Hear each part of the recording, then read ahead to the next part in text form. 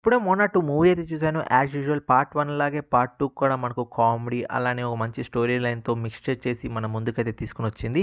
నాకైతే మూవీ అయితే నచ్చింది. ఇన్ కేస్ మీరు 'మోనా 1' చూడకపోయి ఉంటే 'మోనా 1' చూడండి. 'మోనా 1' చూసిన తర్వాత 'మోనా 2' అయితే మీరైతే థియేటర్‌లో అయితే ఎక్స్‌పీరియన్స్ చేయండి. మీకు ఖచ్చితంగా 'మోనా 2' అనేది నచ్చుతుంది. బేసిక్ స్టోరీ లైన్ గురించి మాట్లాడుకుంటే నాలో అని ఒక గాడ్ అయితే ఉంటాడు. ఆ గాడ్ వచ్చేసి మనకు పీపుల్‌ని డివైడ్ చేయాలని ఒక ఐలాండ్‌ని వచ్చేసి అయితే దాచిపెట్టుంటాడు.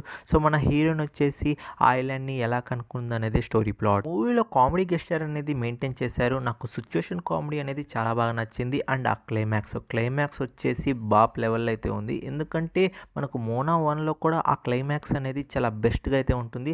అలానే మనకు 'మోనా 2'లో కూడా ఆ క్లైమాక్స్ అనేది బెస్ట్‌గా అయితే డిజైన్ చేశారు. ఆ క్లైమాక్స్ చాలా బాగా నచ్చింది.